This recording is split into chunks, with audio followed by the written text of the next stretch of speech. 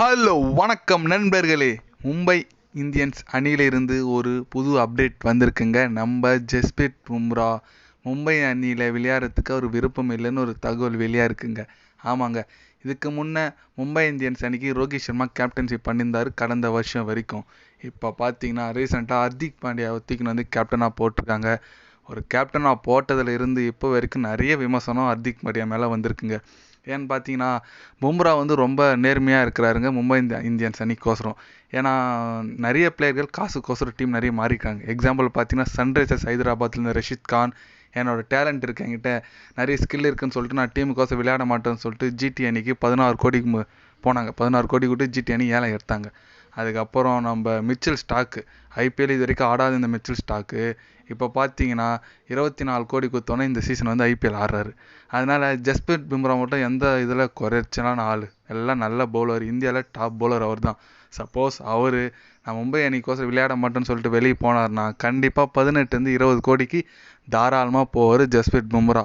ஆனால் நான் மும்பை அணிக்கோசம் தான் விளையாடுவேன்னு சொல்லிட்டு இன்னும் கூட ஸ்ட்ராங்காக இருக்கார், உண்மையாக இருக்கார் டீமுக்கோசரம். அப்படியாப்பட்ட இருக்கும் பும்ராவை அடுத்து கேப்டனாக வர்றதுக்கு நிறைய சான்சஸ் இருக்குதுன்னு சொல்லியிருந்தாங்க மும்பை இந்தியன்ஸ் அணிக்காக. ஏன்னா ஒரு இன்டர்நேஷ்னல் மேட்சிங்லாம் அயர்லாண்டுக்கு ஆப்போசிட்டாக அப்படின்னு சொல்லிட்டு நிறைய கேப்டன்ஷிப்லாம் பண்ணார், நல்லா பண்ணார். அடுத்த கேப்டன்னு எனக்கு தெரிஞ்சு ரோஹித் சர்மா மும்பைக்கு கண்டிப்பாக ஜஸ்பிரிட் பும்ராக்கு தான் வரும்னு சொல்லிட்டு ரசிகர்கள் எல்லாருமே எதிர்பார்த்துருந்தாங்க. ஆனால் இப்போ ஹர்திக் பாண்டியா தூக்கின்னு வந்து கொடுத்தது சுத்தமாக ஜஸ்பிரிட் பும்ராக்கு பிடிக்கல. ஜஸ்பிரிட் பும்ராக்கு மட்டும் பிடிக்கல, இல்லை நிறைய பிளேயருக்கு பிடிக்கல.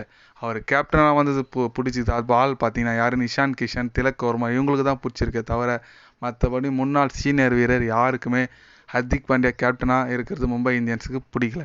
அதனால் ஜஸ்பிரிட் பும்ரா என்ன சொல்லியிருக்காருன்னா, அடுத்த வருஷம் இருக்கும் மெகா ஆக்ஷனில் கண்டிப்பாக நான் மும்பை அணியை விட்டு வெளியேறிடுவேன், ஓப்பனாக டாக் விட்டாக இருக்கேன். ஏன்னா அடுத்த வருஷம் மெகா ஆக்ஷனில் 3 பேர் தான் ஒரு டீமில் தக்க வச்சுக்கணும். அதனால் கண்டிப்பாக மும்பை இந்தியன்ஸ் அணி ஹர்திக் பாண்டியாவை தக்க வச்சுப்பாங்க, இஷான் கிஷனை தக்க வச்சுப்பாங்க. அடுத்து பார்த்தீங்கன்னா பும்ராவை தக்க வரைக்கும் சான்ஸ் இருக்குது. ஏன்னா இவங்க தான் 3 பேர் முன்னணி வீரராக இருக்காங்க.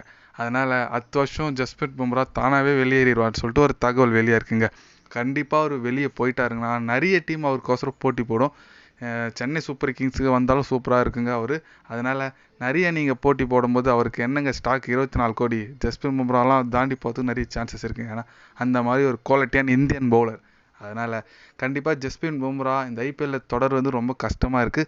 பார்க்கலாம் அவர் இந்த ஐபிஎல் தொடர்ந்து விளையாடுறாருன்னு, இல்லை பாதிலே எதனா இன்ஜுரின்னு சொல்லிட்டு வெளியே போயிடுறாரா, இல்லைனா வேர்ல்டு கப் வரப்போது நான் ரெஸ்ட் எடுக்கிறேன்னு சொல்லிட்டு எதனா போகிறாரான்னு பார்க்கலாங்க. நீங்கள் என்ன நினைக்கிறீங்க ஜஸ்பிரிட் பும்ரா பற்றி ஒரு கமெண்ட் பண்ணிட்டு போங்க. இது போன்ற ஸ்போர்ட்ஸ் நியூஸை தெரிஞ்சுக்கணும் சேனலை சப்ஸ்கிரைப் லைக் ஒன்று பண்ணிக்கோங்க.